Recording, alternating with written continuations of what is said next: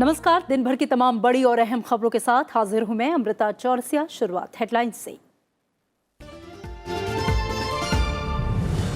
एक देश एक चुनाव के मसले पर विधि आयोग से मिला बीजेपी का प्रतिनिधिमंडल। पार्टी नेता भूपेंद्र यादव ने सौंपी बीजेपी अध्यक्ष अमित शाह की चिट्ठी। कहा, नई व्यवस्था लागू करने के लिए प्रावधानों में होना चाहिए संशोधन। प्रधानमंत्री नरेंद्र मोदी कई बार कर चुके हैं समर्थन।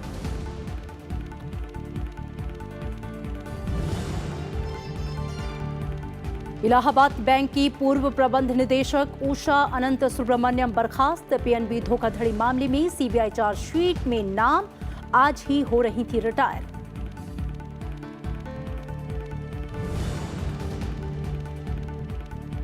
रहने के लिहाज से देश में अव्वल शहर बना पुणे। केंद्रीय आवास मंत्रालय ने किया ईज ऑफ लिविंग इंडेक्स जारी। शासन, सामाजिक संस्थाओं, आर्थिक और भौतिक ढांचागत व्यवस्था के आधार पर किया गया चुनाव। 111 शहरों में दूसरे नंबर पर नवी मुंबई और तीसरे नंबर पर ग्रेटर मुंबई का नाम। 65वें नंबर पर राष्ट्रीय राजधानी दिल्ली।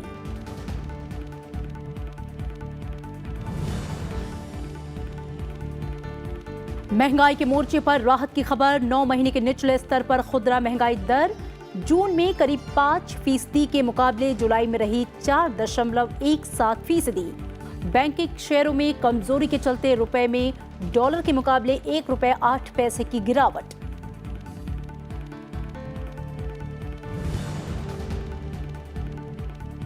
और भारी बारिश और बाढ़ ने 7 राज्यों में मचाई तबाही। मॉनसून में अब तक अलग अलग घटनाओं में गई 774 लोगों की जान। गृह मंत्रालय ने जारी किया आंकड़ा।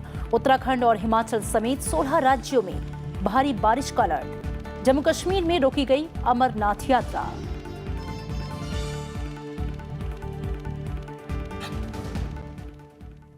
एक देश एक चुनाव को लेकर जारी बहस के बीच बीजेपी राष्ट्रीय अध्यक्ष अमित शाह ने लॉ कमीशन को चिट्ठी लिखी है। एक साथ चुनाव कराए जाने का समर्थन करते हुए अमित शाह ने पत्र में लिखा है कि देश में कहीं न कहीं चुनाव होते हैं, जिसके कारण केंद्र और राज्य सरकारों के विकास कार्य प्रभावित होते हैं। साथ ही बेतहाशा पैसा भी खर्च होता है। बीजेपी ने तर्क रखा है कि सभी राजनीतिक दलों से बातचीत करके 2024 से देश में चुनाव का एक साथ कराने पर सहमति बनाने की जरूरत है। बीजेपी के प्रतिनिधिमंडल ने सोमवार को विधि आयोग के प्रमुख जस्टिस बलबीर चौहान से मुलाकात की। उन्हें सौंपी अमित शाह की चिट्ठी में कहा गया कि एनडीए एक राष्ट्र एक चुनाव के मुद्दे का समर्थन करती रही है और राष्ट्रपति भी इस व्यवस्था को लागू करने के विचार का समर्थन कर चुके हैं। इसलिए सभी राजनीतिक दलों को इस मुद्दे पर सहमति बनाने की आवश्यकता है। एक व्यापक सहमति का विषय 2024 तक हमारा मानना है। इस पे एक सहमति बना करके भविष्य में संसद के अंदर कानून आना चाहिए। इसके सारे संवैधानिक पक्ष और सबसे बड़ी बात का जो विषय है कि ये देश के फेडरलिज्म को मजबूत करेगा, देश के संघीय ढांचे को मजबूत करेगा, जो कॉन्स्टिट्यूशन में पावर दे रखी है। 7 पेज की चिट्ठी में अमित शाह ने लिखा है कि भारत में पहले भी समकालिक चुनाव होते रहे हैं, ये कोई नई बात नहीं है। 1951-52 में देश में विधानसभा और लोकसभा के चुनाव एक साथ हुए। 1957, 1962 और 1967 में भी इसी व्यवस्था के अंतर्गत चुनाव हुए, लेकिन 1970 में लोकसभा भंग हो जाने के कारण ये व्यवस्था बाधित हुई थी। उन्होंने लिखा कि कई देशों में इस प्रकार से चुनाव होते हैं और इसके सकारात्मक परिणाम भी सामने आए हैं। ये पहली बार नहीं है कि इस मुद्दे पर बहस देखने को मिल रही है। इससे पहले संसद की स्थायी समिति से लेकर नीति आयोग इसका समर्थन कर चुका है। चुनाव आयोग ने भी कहा है कि देश में अगर एक साथ चुनाव होते हैं तो वो मशीनरी के साथ तैयार है।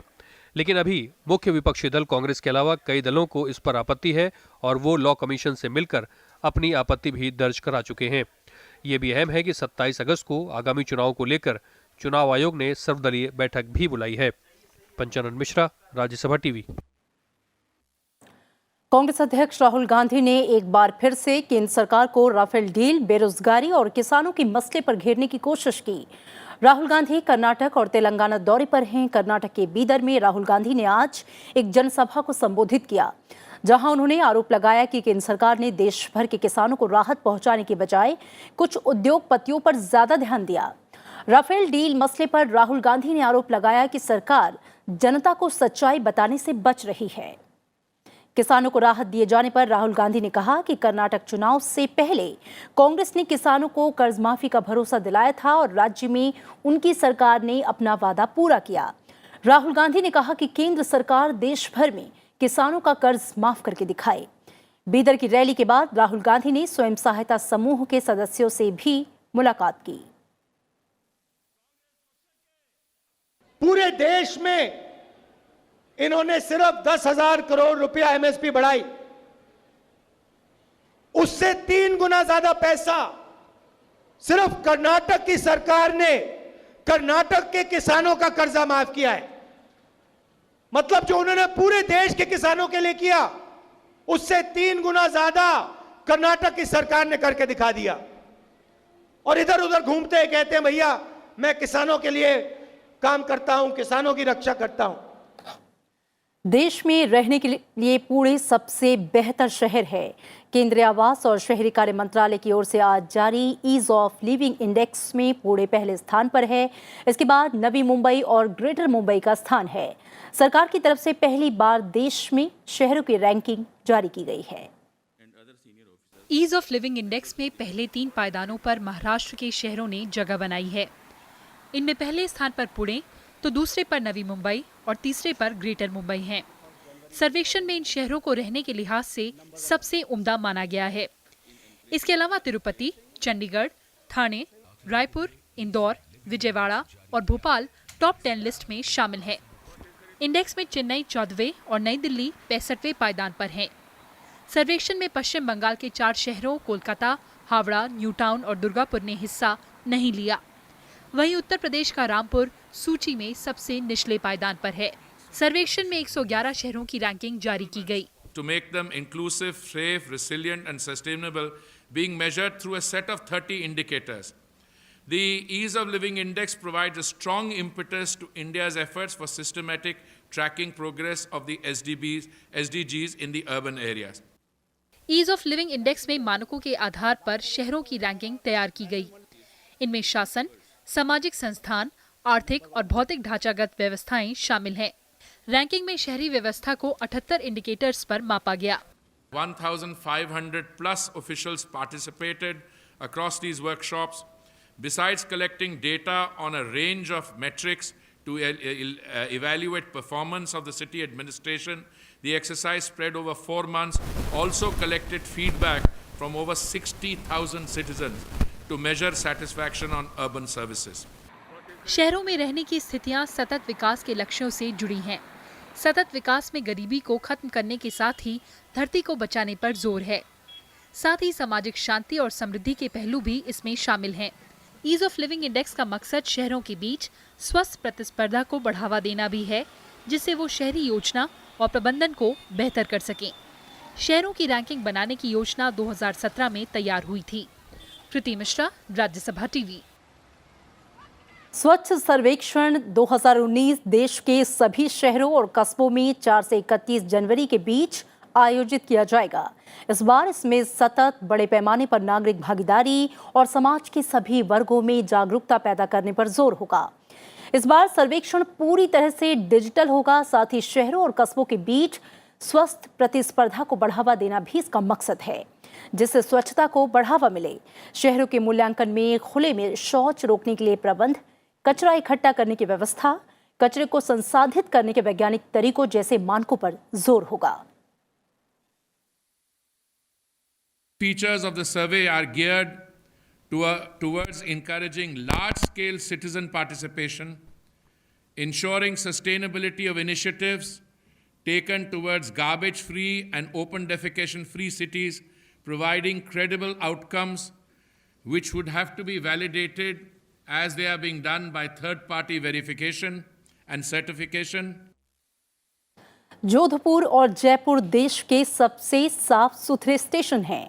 भारतीय रेल की स्वच्छता रैंकिंग में देश में इन्हें अव्वल स्थान मिला है। ये दोनों स्टेशन उत्तर पश्चिम रेलवे जोन में हैं। तीसरा स्थान दक्षिण भारत के तिरुपति रेलवे स्टेशन को मिला है। ये तीनों A1 श्रेणी के हैं। 3 श्रेणियों में 407 रेलवे स्टेशनों की छानबीन के बाद जारी 2018 की थर्ड पार्टी रिपोर्ट में कई दिलचस्प तथ्य सामने आए हैं। रेल भवन में रेल मंत्री पीयूष गोयल ने आज ये रिपोर्ट जारी की है। साफ सफाई के मामले में देश के A1 श्रेणी में शामिल जोधपुर और जयपुर साफ सफाई में भी अव्वल साबित हुए हैं। पधारो हमारे देश की परंपरा से जुड़े राजस्थान के ये स्टेशन सबसे अव्वल रहे। वहीं दूसरी यानी ए श्रेणी में भी मारवाड़ को पहला और फुलेरा को दूसरा स्थान और दक्षिण के वारंगल स्टेशन को तीसरा स्थान मिला है। ये सर्वेक्षण भारतीय गुणवत्ता नियंत्रण परिषद ने किया है। रेल, कोयला, वित्त और कॉरपोरेट मामलों के मंत्री पीयूष गोयल ने ये रिपोर्ट जारी करते हुए इसे प्रधानमंत्री के स्वच्छता अभियान की ऐतिहासिक सफलता से जोड़ा। इस वर्ष जो टॉप रैंकिंग स्टेशन QCI के सर्वे में आया वो था जोधपुर, जो पहले रैंक पे आया और पर्यटन की दृष्टि से भी इतना महत्वपूर्ण है कि मैं समझता हूँ ये हम सबके लिए बहुत खुशी की बात है कि जोधपुर पहले रैंक पे आया।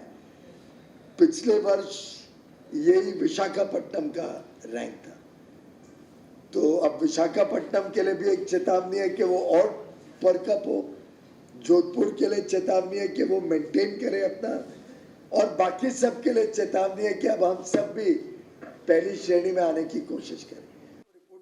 रेल मंत्री ने कहा कि रेलवे स्टेशनों के स्वच्छता सूचकांक में औसतन 18% की बढ़ोतरी दर्ज की गई है। इसके तहत 90% से अधिक अंक हासिल करने वाले स्टेशनों की संख्या 39 रही, जबकि बीते साल ये आंकड़ा 0 पर था। 80% अंक हासिल करने वाले स्टेशनों की संख्या अब 90 से बढ़कर 161 हो गई है। उन्होंने कहा कि स्वच्छता सर्वेक्षण के दायरे में और स्टेशन शामिल होंगे और सर्वेक्षण भी अब छमाही स्तर पर होगा। 90% से ज्यादा पैरामीटर में रैंकिंग लेने वाले 39 स्टेशन 400 में से निकले हैं और 80% से ज्यादा 161 station, which compared to last year was 0 and 19. So from 0 it has gone to 39, over 90%. From 19 it has gone to 161, over 80%, and from 117, which were at 79% last year, we have gone up to 286%. भारतीय rail बीते 4 सालों से स्वच्छ rail स्वच्छ भारत अभियान चला रही है। इसके तहत स्टेशन परिसर में स्वच्छता पर विशेष फोकस है। इन प्रयासों का रेल परिसरों की तस्वीर बदलने में असर पड़ा है, लेकिन उत्तर भारत में अभी कई तरह की चुनौतियां कायम हैं। अरविंद कुमार सिंह, राज्यसभा टीवी। पूर्व लोकसभा अध्यक्ष सोमनाथ चटर्जी अब हमारे बीच नहीं रहे। 89 साल की उम्र में कोलकाता के निजी अस्पताल में आज सुबह करीब 8:15 बजे उन्होंने इस दुनिया को हमेशा के लिए अलविदा कह दिया। वो पिछले काफी दिनों से बीमार थे। उन्हें गुर्दे की बीमारियों के बाद अस्पताल में भर्ती कराया गया था। अपने राजनीतिक करियर की शुरुआत सोमनाथ चटर्जी ने CPM के साथ 1968 में की और वो 2008 तक इस पार्टी से जुड़े रहे। उनके निधन से देश भर में शोक की लहर है। राष्ट्रपति रामनाथ कोविंद ने सोमवार को चटर्जी के निधन पर गहरा शोक जताया। उन्होंने ट्विटर पर लिखा है कि बंगाल और पूरे देश ने एक संवेदनशील जनसेवक को खो दिया। उपराष्ट्रपति M वेंकैया नायडू ने शोक जताते हुए ट्विटर पर लिखा है कि लोकसभा के पूर्व अध्यक्ष सोमनाथ चटर्जी उत्कृष्ट सांसद थे जो 10 बार लोकसभा के लिए चुने गए। उन्होंने सदा गरीबों की आवाज उठाई। वो सदा उन सिद्धांतों पर अडिग रहे जिनमें उनकी मान्यता थी। प्रधानमंत्री नरेंद्र मोदी ने ट्वीट में लिखा कि पूर्व सांसद और लोकसभा अध्यक्ष सोमनाथ चटर्जी भारतीय राजनीति के एक स्तंभ थे। उन्होंने हमारे संसदीय लोकतंत्र को मजबूत किया। वो कमजोर लोगों के कल्याण के लिए एक मजबूत आवाज थे। लोकसभा अध्यक्ष सुमित्रा महाजन ने भी उनके निधन पर गहरा शोक जताया है। उनका जो स्पीकर का कार्यकाल रहा, मेरे लिए तो वो सबसे एक प्रकार से गाइड के रूप में हो गया कि उन्होंने एक जो स्थापित किया कि पार्लियामेंट इज सुप्रीम। कोई स्पीकर को nobody can question to speaker, something like that. और फिर स्पीकर को भी बिल्कुल नियम के मुताबिक काम कैसे करना चाहिए। बीजेपी अध्यक्ष अमित शाह ने उनके निधन पर गहरा दुख जताते हुए ट्वीट किया है कि वो बेहतरीन राजनेता थे। कांग्रेस अध्यक्ष राहुल गांधी ने भी उनके निधन पर गहरा दुख जताया। उन्होंने ट्वीट कर सोमनाथ के परिवार के प्रति अपनी संवेदनाएं जाहिर की। राहुल गांधी ने कहा कि वो एक संस्थान थे और पार्टी लाइन से हटकर सभी सांसदों के मन में उनके लिए अपार सम्मान है।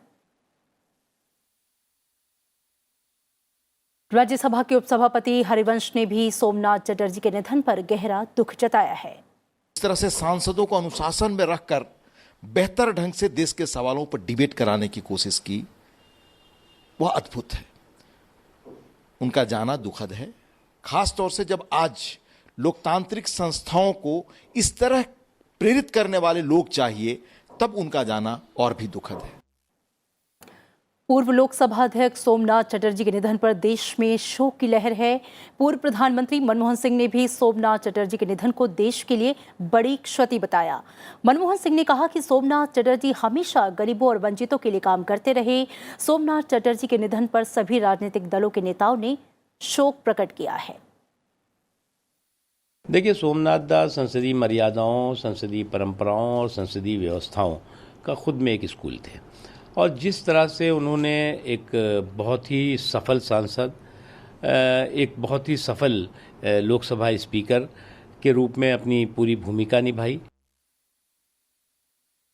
सोमनाथ दा ने जब इस पद को संभाला तो इस पद को सुदृढ़ किया, लोकतांत्रिक प्रणाली को सुदृढ़ किया। In terms of parliamentary practices and in terms of maintaining parliamentary democracy in the functioning of the House, his record is impeccable, and many of his rulings are actually relied upon today as the basis for which the functioning of the Parliament is proceeding. Parliamentary democracy of our country. He was one of the outstanding parliamentarians, and he was one of the outstanding left leaders in the country, and he was the first communist who became Speaker of Lok Sabha. वामपंथी आंदोलन का सबसे बड़ा योद्धा, संविधान का विशेषज्ञ और संसदीय परंपराओं को सम्मान देने वाला एक स्टेट्समैन आज हम लोगों के बीच में चला गया। पूर्व लोकसभा अध्यक्ष सोमनाथ चटर्जी संसद में सबसे लंबी और उत्कृष्ट पारी खेलने वाले चंद नेताओं में शुमार थे। संसदीय गरिमा के प्रति जीवन भर संवेदनशील रहे सोमनाथ चटर्जी 4 जून 2004 से 31 मई 2009 के दौरान लोकसभा अध्यक्ष रहे। उनका कार्यकाल कई महत्वपूर्ण फैसलों के लिए याद किया जाता है। संसद में कई सुधारों के साथ देश के पहले संसदीय चैनल लोकसभा टीवी की शुरुआत भी उनके ही कार्यकाल में की गई। वो देश के उन चुनिंदा सांसदों में शामिल हैं जिनको स्थापना के आरंभिक दौर में यानी कि 1996 में ही उत्कृष्ट सांसद पुरस्कार से सम्मानित किया गया।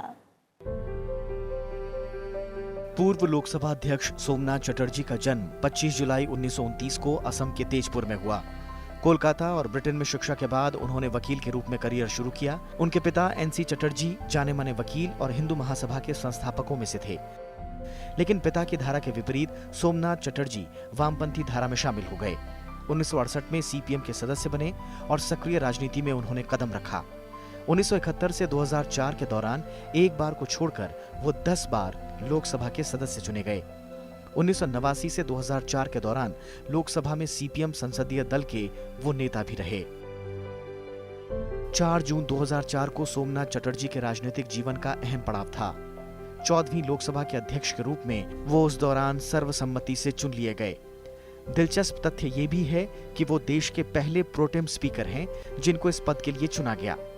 लोकसभा अध्यक्ष के रूप में सोमनाथ चटर्जी ने सदन की कार्रवाई के सुचारू संचालन के लिए कई महत्वपूर्ण फैसले भी लिए। सितंबर 2006 में उन्हें अबुजा, नाइजीरिया में राष्ट्रमंडल संसदीय संघ का अध्यक्ष चुना गया। उनकी पहल पर ही 5 जुलाई 2004 से शून्यकाल की कार्रवाई का सीधा प्रसारण शुरू किया गया। संसदीय कार्रवाई को व्यापक मीडिया कवरेज प्रदान करने के लिए 24 जुलाई 2006 से उन्होंने 24 घंटे के लोकसभा टीवी की शुरुआत की। 22 जुलाई 2008 को विश्वास मत के दौरान सदन के संचालन के लिए उन्हें काफी सराहना मिली। 2008 में भारत अमेरिका परमाणु समझौते पर यूपीए से CPM के समर्थन वापस लेने के बाद सोमनाथ चटर्जी ने स्पीकर पद से इस्तीफा देने की अपनी ही पार्टी CPM की मांग ठुकरा दी, जिसके बाद CPM से उनका निष्कासन कर दिया गया। ये उनके राजनीतिक जीवन की एक बड़ी घटना रही। संसदीय लोकतंत्र में अटूट आस्था के साथ सोमनाथ चटर्जी ने 3.5 दशक तक देश और समाज की सेवा की। उन्होंने सदन की गरिमा को बढ़ाने वाले मूल्यों और परंपराओं का निर्वहन कर एक उदाहरण पेश किया जो भावी पीढ़ी को प्रेरणा देता रहेगा।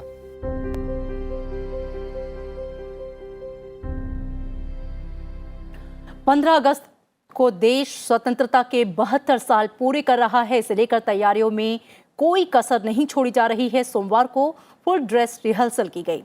पूरी दिल्ली में सुरक्षा को लेकर भी कड़े बंदोबस्त किए गए हैं। आजादी के जश्न की तैयारियां जोरों पर हैं।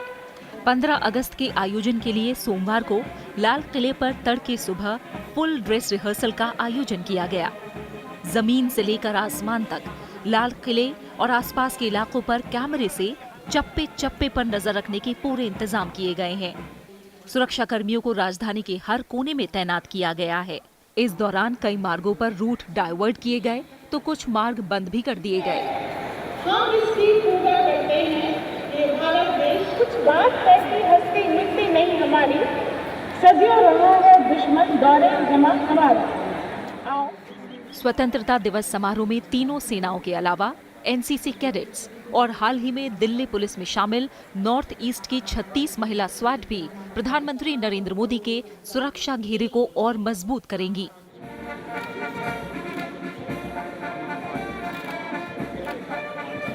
स्वतंत्रता दिवस के मद्देनजर मंगलवार सुबह 6 बजे से बुधवार दोपहर 2 बजे तक सभी दिल्ली मेट्रो स्टेशनों की पार्किंग बंद रहेगी।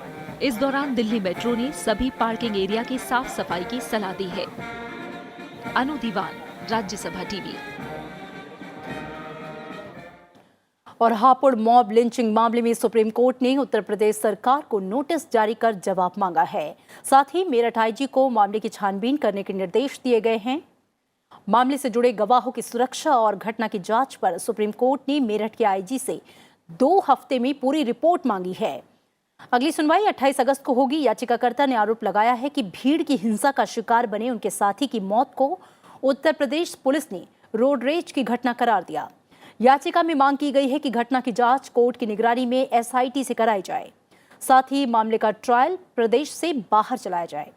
याचिकाकर्ता ने मुख्य आरोपी युधिष्ठिर सिंह सिसोदिया समेत अन्य आरोपियों की जमानत रद्द करने की गुहार भी लगाई है। दरअसल हापुड़ में 18 जून को मॉब लिंचिंग का मामला सामने आया, जिसमें कथित तौर पर गौहत्या के शक में कुछ लोगों ने हमले में कासिम कुरैशी और याचिकाकर्ता सैमुद्दीन को पीटा। बाद में कासिम कुरैशी की मौत हो गई। सरकार ने पंजाब नेशनल बैंक और इलाहाबाद बैंक की पूर्व प्रबंध निदेशक उषा अनंत सुब्रमण्यम को सेवा से बर्खास्त कर दिया है। 14,000 करोड़ रुपए के पीएनबी घोटाले में उनका नाम सीबीआई की चार्जशीट में शामिल है। 3 महीने पहले तक उषा अनंत सुब्रमण्यम इलाहाबाद बैंक की एमडी थीं, लेकिन चार्जशीट में नाम आने के बाद उनसे सारे अधिकार ले लिए गए। वो आज सेवानिवृत्त हो रही थी, लेकिन इससे पहले सरकार ने उन्हें बर्खास्त कर दिया। वो अगस्त 2015 से मई 2017 तक पीएनबी की प्रबंध निदेशक थीं। इस घोटाले में आभूषण कारोबारी नीरव मोदी और मेहुल चौकसी भी आरोपी हैं। डॉलर के मुकाबले रुपया आज सबसे निचले स्तर पर चला गया। आज $1 की कीमत 69.91 रही। इस तरह डॉलर के मुकाबले रुपए में ₹1.08 यानी कि 1.57% की गिरावट आई। पिछले 5 साल में रुपए में ये एक दिन में सबसे बड़ी गिरावट है। वैसे आज सुबह के कारोबार में रुपया 41 पैसे मजबूती के साथ खुला, लेकिन वैश्विक वजहों से जल्द ही इसमें गिरावट शुरू हो गई। जानकारों का मानना है कि तुर्की की मुद्रा लीरा में आज डॉलर के मुकाबले 8% की गिरावट आई। इसका असर दुनिया भर के मुद्रा बाजार में दिखा, क्योंकि डॉलर की मांग बढ़ गई। महंगाई के मोर्चे पर अच्छी खबर है। जुलाई में खुदरा महंगाई दर गिरकर 9 महीने के निचले स्तर पर पहुंच गई। जुलाई में ये दर 4.17% रही। जून में खुदरा महंगाई दर 4.92% थी। इससे पहले पिछले साल अक्टूबर में ये दर 3.58% पर थी।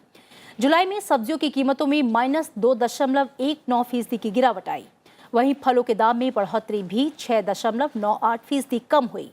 वहीं मांस, मछली और दूध की कीमतों में भी गिरावट आई। हालांकि ईंधन की कीमतों में बढ़ोतरी दर्ज की गई है। भारतीय अंतरिक्ष अनुसंधान संगठन यानी कि इसरो चांद पर उतरने के महत्वाकांक्षी मिशन चंद्रयान 2 का प्रक्षेपण अगले साल 3 जनवरी को कर सकता है। इसरो के अध्यक्ष के सिवन ने ये जानकारी दी है। उन्होंने बताया कि इसरो 2019 में कुछ बड़े मिशन अंजाम देने जा रहा है। इनमें चंद्रयान 2, आदित्य L1, भारत का सोलर मिशन और 2 स्मॉल सैटेलाइट लॉन्च व्हीकल शामिल है। इसरो को उम्मीद है कि 2019 की शुरुआत चंद्रयान 2 के लॉन्च करने से होगी। ये प्रोजेक्ट कई बदलावों की वजह से देरी से चल रहा है। सिवन ने कहा कि इसरो 3 जनवरी से मार्च महीने के मध्य तक इसे लॉन्च करने की योजना पर काम कर रहा है। इसरो 2019 में कुल 22 मिशन लॉन्च करने की तैयारी में है। साथ ही अगले 3 साल में इसने 50 सफल मिशन का लक्ष्य रखा है।